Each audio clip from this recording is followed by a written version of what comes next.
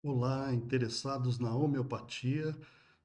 Vamos seguindo aqui com as nossas reflexões em homeopatia e saúde, baseados aqui no estudo dessa obra fundamental do criador da homeopatia, Samuel Hahnemann, a exposição da doutrina homeopática, o organou da arte de curar, né? Essa é uma tradução da sexta edição que nós estamos acompanhando, feita pelo Grupo de Estudos Homeopáticos Benoît Mir, na minha opinião, a melhor tradução que há, né? E vem ao longo dos anos se aperfeiçoando e aprofundando uma boa tradução, né? Que a gente sabe daquele ditado que o tradutor, na verdade, é um traidor, porque muitas vezes a gente está trazendo conhecimentos que vão se adulterando aí numa má tradução. Então, aqui não, são muitos anos de estudo, muito acompanhamento e seriedade, né, na tradução do órgão, sem invencionice, né? Então, a gente pode ir aos poucos se aproximando dessas ideias colocadas por Hahnemann. E por que é importante voltar no Hahnemann? Porque ele traz para a gente uma reflexão antes desses paradigmas científicos reducionistas, né? Antes desse materialismo reducionista que nós vivemos hoje na ciência. Então ele é como se fosse um precursor e conseguiu dar um olhar geral para o que havia na sua época, ligando aquela medicina clássica, antiga, né, aos conhecimentos modernos da química e da física. Então, o Hahnemann ele consegue ter essa visão maior. E é lógico que ele viveu numa época que não tinha os conhecimentos e o alcance que nós temos hoje do processo científico, esse recorte analítico, né? Mas ele consegue, por outro lado, trazer os princípios, trazer as bases, que são as mesmas para o ser humano desde sempre. Então, somos esse ser, né, que vem aqui se desenvolvendo no planeta de tal forma que a gente precisa aprofundar os nossos conhecimentos ainda sobre nós mesmos e sobre como cuidarmos desse bem tão precioso que é a nossa saúde. Meu nome é Walter Soy Canoas, eu sou médico homeopata há mais de 30 anos, sou cofundador do Instituto Verde de Homeopatia e Desenvolvimento Humano e hoje nós vamos trabalhar aqui o parágrafo 4. Então a gente está indo parágrafo por parágrafo dessa obra maravilhosa que mostramos aí no início, né? E esse parágrafo ele diz o seguinte, ele está na sequência aqui do parágrafo 3, né? E retomando um pouco, onde ele vai falar o que ele considera importante para você ser um bom médico. Então, primeiro, saber o que há para ser curado nas doenças, que é conhecer a doença, né?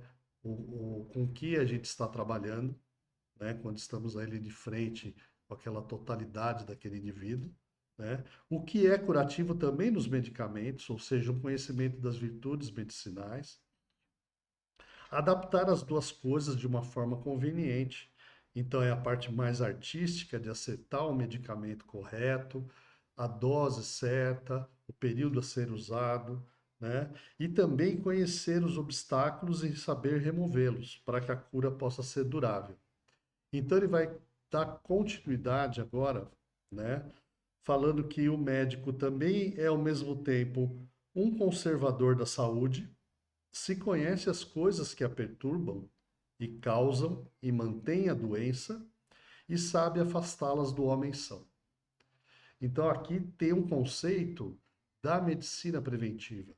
O médico atuando como mantenedor da saúde, uma vez que ele pode angariar esses conhecimentos tão importantes de como manter o indivíduo saudável. Então, existe uma parte curativa aonde a gente usa medicamentos e técnicas para restaurar o processo de saúde, né? Então é muito importante e eu coloco aí na sequência um, uma definição de saúde, né? Que eu fui buscar no livro da Doutrina Médica Homeopática que a saúde seria então um estado individual de harmonia vital do corpo e da alma, que possibilita ao indivíduo a liberdade da busca dos seus mais altos desígnios de vida.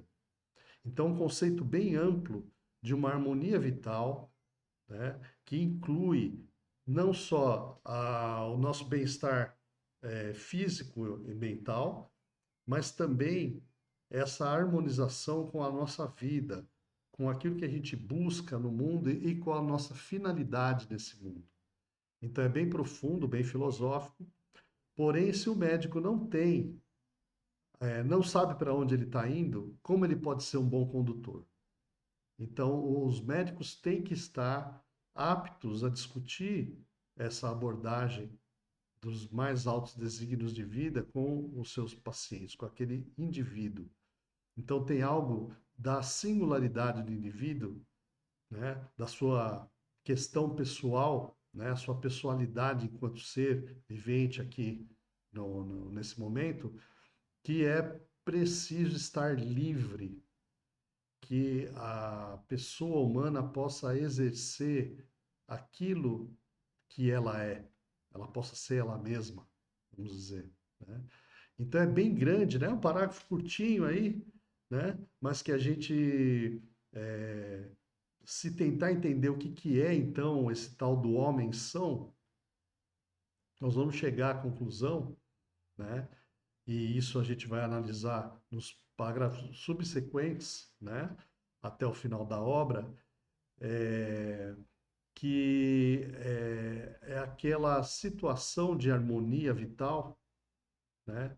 Então, equilíbrio interno e externo, né? De tal forma que o indivíduo se sente livre na sua vida. Então, até que ponto a gente pode também raciocinar sobre a liberdade, o livre-arbítrio, tudo isso é muito contestável, né? Mas é uma medicina, a homeopatia é uma medicina que visa a liberdade humana. Então, seria sair só da questão curativa e medicamentosa, né? Que seria, voltando nas bases gregas, né? A panaceia, né? E entrar na higiene, na prevenção, na conduta de vida, na conduta social, né? Tanto o coletivo quanto a minha participação a serviço desse coletivo individual. Então,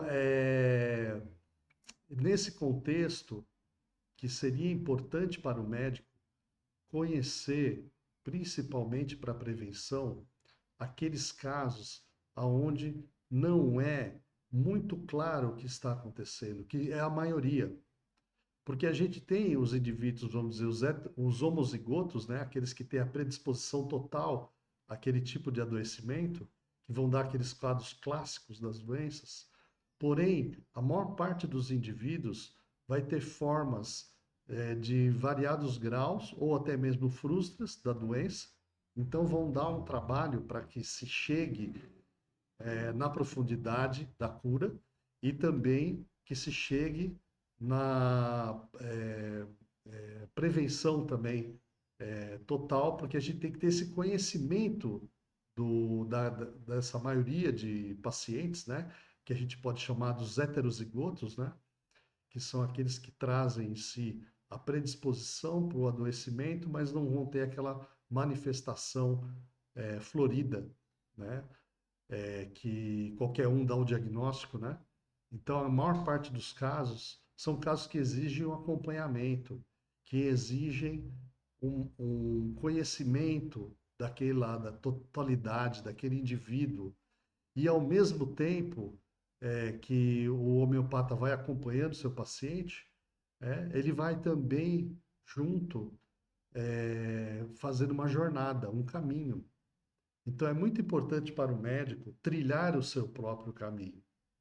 Por isso que não é fácil ser homeopata, porque você vai receber muita oposição, porque não é o pensamento dominante. O pensamento dominante é um pensamento de uma medicina que na Grécia se falava ser a medicina dos escravos, que você fazia uma queixa e você recebia um remédio sem o médico perguntar nem o seu nome. Então, o que nós propomos é uma medicina humanizada, não só nos seus procedimentos externos, mas que significa uma humanização, a gente colocar esses fatores humanos em primeiro lugar, da totalidade, da vitalidade, da harmonia vital, dos mais altos fins da existência própria daquela pessoa, uma personalidade, uma medicina do sujeito, né? Então, o parágrafo é pequeno, parágrafo 4, mas muito complexo. E eu espero que a gente vá seguindo, então, aí esse raciocínio do Hannibal, esse aprofundamento, e possa, então, servir como uma forma da gente entender melhor o que a gente busca quando está no tratamento homeopático. Então, eu queria agradecer muito e dizer que seguimos aí para adiante, né? Agora refletindo sobre a profundidade desse parágrafo. Obrigado.